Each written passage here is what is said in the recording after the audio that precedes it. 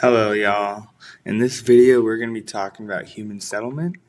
And with that, we're going to be talking about common features that are found in human settlement, population density, and where people are mostly located in the world. And finally, man made and geographical boundaries that are found between states and countries. There are several key common features I would like to talk about in the next several slides. First, we're going to talk about rivers, then oceans, and then fertile land last. So first, we're going to talk about rivers. Rivers are very commonly found next to civilization as humans begin to settle down. Rivers offer a great resource of fresh water. They have fish in them, so the settlements would have a food source. They also allow for easy transportation of goods, natural and man-made. A big part of rivers being useful is the water resource. Having close access to water, human settlements are able to water their plants and then grow more plants that can feed the population living in the settlement. Next, we have the ocean, which is a key feature for many human settlements. The ocean is a great resource for fishing and trading.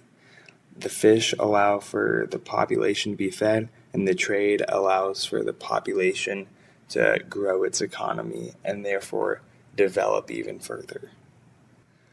The first two features I talk about are rivers and oceans, and this is very eye-opening because they are both bodies of water or have water being a big part of what they are.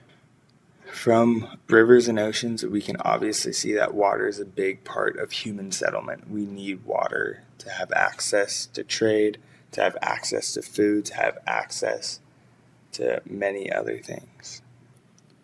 Different from the first two, we now have fertile land. This is not a body of water or something that transports water anymore. Fertile land allows for people in the civilizations to grow crops, and crops lead to food, which can also lead to trade. And this food that can be made from these crops is what can feed and fuel populations in these early human settlements.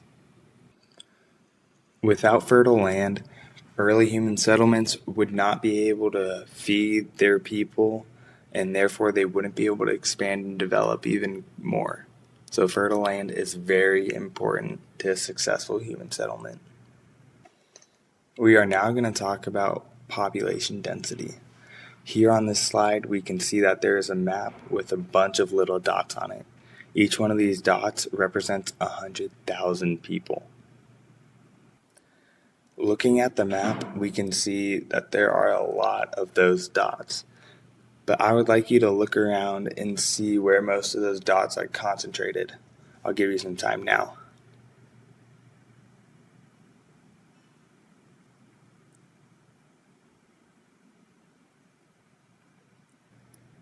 Did you see how most of the dots are very close to the ocean?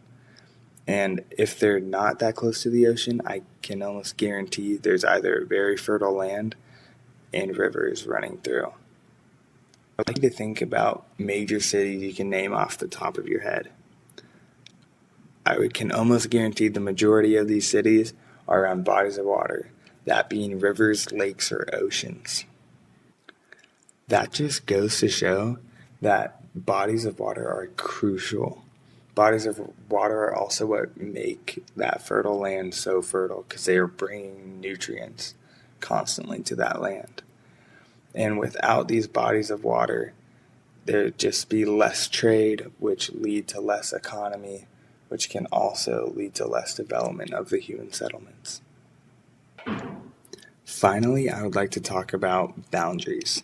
There are both man-made and natural boundaries, and we're going to use the state of Washington in our example today. First, we're going to look at natural boundaries. A natural boundary is the boundary between Washington and Oregon. The boundary between Washington and Oregon is divided by the Columbia River for the most part. And you can see from this river, it is very jagged. This jagged river is not man-made, it is completely natural. And you're about to see how different it is from a man-made boundary. For our man-made boundary, we're going to look at the boundary between Canada and Washington now. We can see that this boundary is a straight line dividing Canada and Washington. This is a man-made boundary because there is no geographical features creating this line in any which way, shape, or form. Typically, when boundaries are straight, they are man-made because there is no reason for a boundary to be straight.